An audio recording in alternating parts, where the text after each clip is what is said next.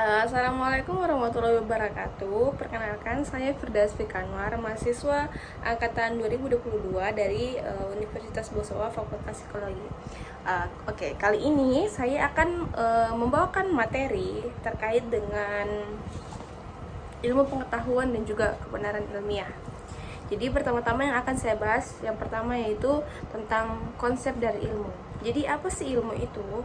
Secara etimologi, ilmu berasal dari bahasa Arab atau ilm yang berarti mengetahui, memahami, atau mengerti.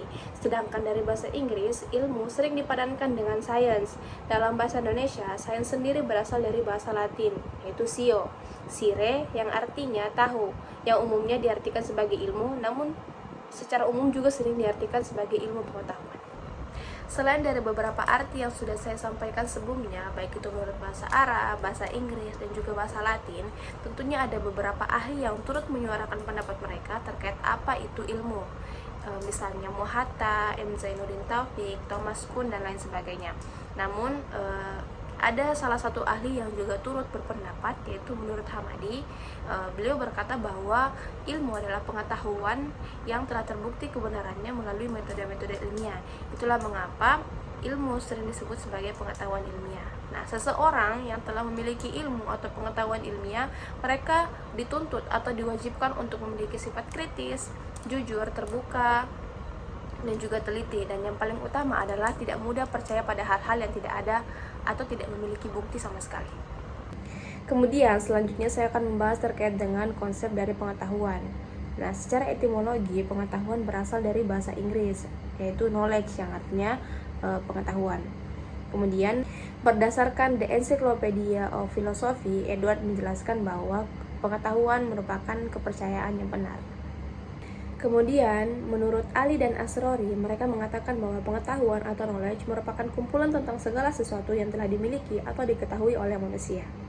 Terkait dengan pengalaman pribadi, pengalaman pribadi ini merupakan kejadian atau sesuatu yang telah dialami oleh seseorang di masa lampau. Nah, terkadang pengalaman pribadi ini dijadikan oleh seseorang sebagai solusi dari penyelesaian masalah mereka di masa kini, seperti itu. Kemudian terkait dengan modus otoritas, modus otoritas ini adalah pengetahuan atau wewenang yang dimiliki oleh seseorang dalam memberikan jawaban atau penjelasan. Dan wajar jika orang-orang akan mempercayai mereka dan juga mendengarkan mereka atas apa yang mereka sampaikan, seperti itu. Misalnya dokter yang akan menyampaikan terkait dengan penyakit yang diderita pasiennya, dan pasien pun akan mempercayai apa yang dokter katakan. Kemudian sebagai contoh lain mungkin dosen yang memberikan materi kepada mahasiswanya, terus guru yang memberikan materi kepada siswanya, seperti itu.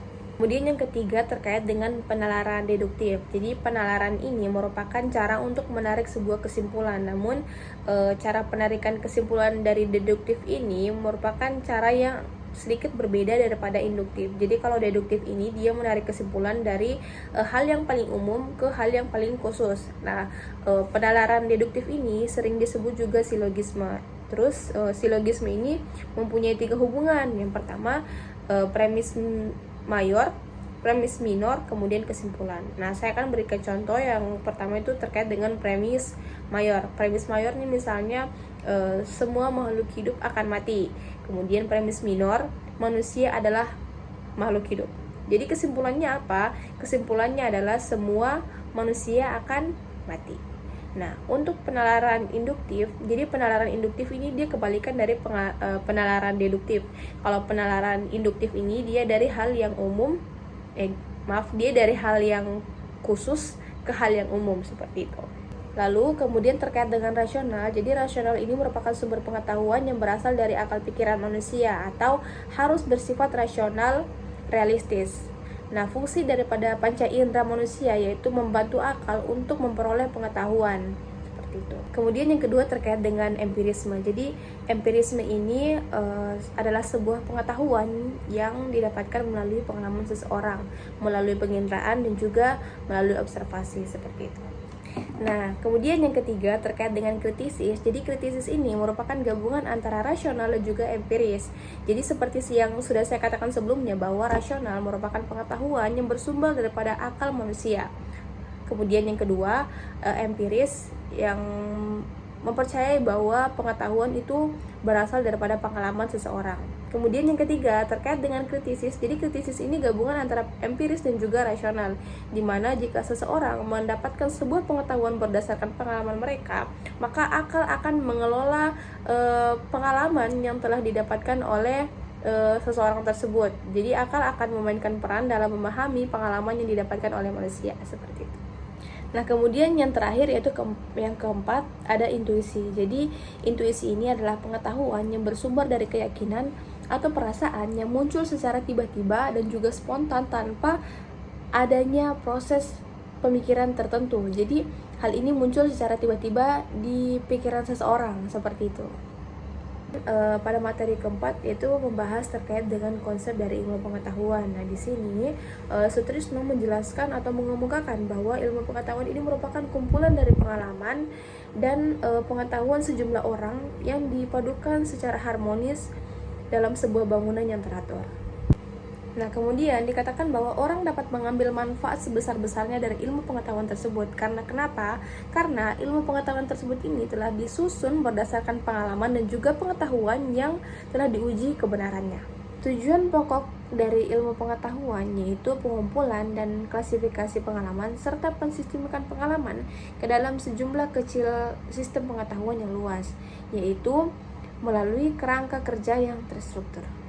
Kemudian adapun syarat dari ilmu pengetahuan yaitu ada 3. Yang pertama yaitu sistematis, yang kedua objektif, yang ketiga yaitu dapat dipertanggungjawabkan.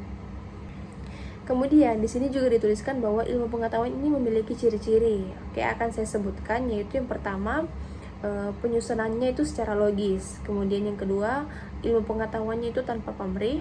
Yang ketiga, universalitas ilmu pengetahuan. Yang keempat yaitu objektivitas. Yang kelima, ilmu pengetahuan harus dapat diverifikasi. Yang keenam, progresivitas. Dan yang ketujuh yaitu kritis. Kemudian pada materi selanjutnya membahas terkait dengan hakikat kebenaran. Nah, di sini kebenaran memiliki 2 arti. Yang pertama yaitu memang kebenaran pada satu sisi yang memang nyata terjadi. Kemudian kebenaran yang kedua ini adalah kebenaran yang keburukan, yaitu ketidakbenaran. Kemudian masuk pada materi selanjutnya yaitu membahas tentang hakikat dari kebenaran ilmiah. Nah, di sini Harold Hatitus menjelaskan bahwa kebenaran yaitu merupakan sesuatu yang sesuai dengan fakta. Kebenaran dalam ilmu pengetahuan yaitu kebenaran yang bersifat objektif, di mana kebenaran ini harus didukung oleh kenyataan-kenyataan atau fakta-fakta dalam objektifnya. Hal ini juga harus dilepaskan daripada pendapat-pendapat atau keinginan daripada subjek secara personal, seperti itu. Masuk pada materi selanjutnya yaitu terkait dengan metode ilmiah. Di sini dituliskan bahwa metode ilmiah ini dilakukan secara sistematis, teratur dan juga terkontrol. Kemudian metode ilmiah juga memiliki kriteria. Nah, kriterianya akan saya bacakan. Yang pertama yaitu berdasarkan fakta. Kemudian yang kedua itu lepas dari prasangka. Yang ketiga menggunakan prinsip-prinsip analisis. Yang keempat yaitu menggunakan hipotesis. Dan yang kelima menggunakan ukuran objektif. Dan yang keenam yaitu menggunakan teknik kuantifikasi. Metode ilmiah didasarkan oleh sikap ilmiah. Nah, di sini contoh yang diberikan yaitu tentang Isaac Newton yang menemukan adanya gaya tarik bumi atau gaya gravitasi. Nah, yang dilakukan oleh Isaac Newton ini merupakan salah satu yang masuk dalam paradigma ilmiah atau metode ilmiah, yaitu dengan dilakukannya metode perlakuan atau eksperimen. Lanjut pada materi selanjutnya yaitu terkait dengan pendekatan mencari kebenaran ilmiah. Nah, di sini ada 6 poin yang akan dibahas. Akan saya sebutkan. Yang pertama yaitu terkait dengan pendekatan empiris, kedua yaitu pendekatan rasional, ketiga pendekatan intuitif, keempat pendekatan religius, yang kelima pendekatan otoritas, dan keenam pendekatan ilmiah. 6 poin yang sebelumnya sudah saya sebutkan. Yang pertama yaitu terkait dengan pendekatan empiris. Nah, sebelumnya juga sudah saya sebutkan dan saya jelaskan bahwa empiris ini merupakan pengetahuan yang didapatkan berasal dari indera atau observasi yang dilakukan oleh individu. Jadi pendekatan empiris ini adalah penelitian yang dilakukan melalui observasi atau pengamatan secara langsung. Nah, kemudian pendekatan rasional sendiri adalah masuk akal. Jadi pada pendekatan rasional ini merupakan pendekatan yang menggunakan akal dan pikiran individu atau manusia. Jadi apa yang dikerjakan atau penelitian yang dilakukan oleh seseorang tersebut dapat dijangkau oleh nalar orang lain, seperti itu. Yang ketiga yaitu pendekatan intuitif. Jadi pendekatan intuitif ini sebelumnya juga sudah saya bahas sebelumnya terkait dengan intuisi. Jadi intuisi ini adalah kepercayaan atau pemikiran seseorang yang tiba-tiba muncul secara spontan tanpa adanya proses penalaran tertentu atau proses berpikir tertentu. Jadi dia muncul secara tiba-tiba. Pendekatan intuitif ini ternyata di luaran sana masih banyak yang meragukan tentang pendekatan intuitif. Karena kenapa? Pendekatan ini masih banyak membuat orang-orang bertanya-tanya apakah ini dapat dipertanggungjawabkan atau tidak. Yang terkait dengan pendekatan religius, jadi pendekatan ini merupakan pendekatan yang memasukkan unsur-unsur religi dalam setiap pembelajaran atau dalam setiap kegiatan. Terkait dengan pendekatan otoritas, sebelumnya juga sudah saya bahas bahwa otoritas ini yaitu orang-orang yang memiliki wewenang atau pengetahuan yang mana mereka itu dapat dipercaya penyataannya.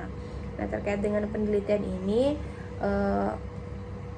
orang-orang yang menggunakan orang dengan memiliki otoritas, yaitu mereka dianggap ahli dalam bidangnya agar bisa menghasilkan data yang dapat dipercaya, seperti itu.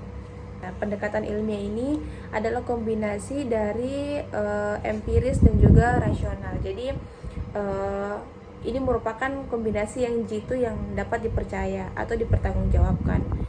Namun dalam pendekatan ini juga memiliki plus minusnya. Nah, untuk minusnya dari sisi empiris bahwa ini hanya mengumpulkan fakta-fakta, namun belum tentu konsisten dan bisa saja bersifat kontradiktif. Nah, untuk kelemahan dari sisi rasionalnya sendiri, bahwa mungkin dari sisi kita beranggapan bahwa ini masuk akal menurut kita, tapi apakah menurut orang lain ini masuk akal? Nah, belum tentu. Jadi untuk pendekatan ilmiah ini ada plus minus yang timbul diantaranya, seperti itu. Dan pada materi yang terakhir yaitu tentang jalan memperoleh kebenaran ilmiah. Nah, pada materi yang terakhir ini hanya akan saya sebutkan apa-apa saja yang terdapat di dalamnya, yaitu ada 10 poin. Yang pertama, identifikasi dan rumusan masalah. Yang kedua, studi pendahuluan. Yang ketiga, merumuskan hipotesis. Yang keempat, identifikasi variabel dan definisi operasional. Yang kelima yaitu menentukan rancangan atau desain penelitian. Yang keenam, menentukan dan mengembangkan instrumen penelitian. Yang ketujuh, menentukan subjek penelitian. Yang kedelapan, pelaksanaan penelitian.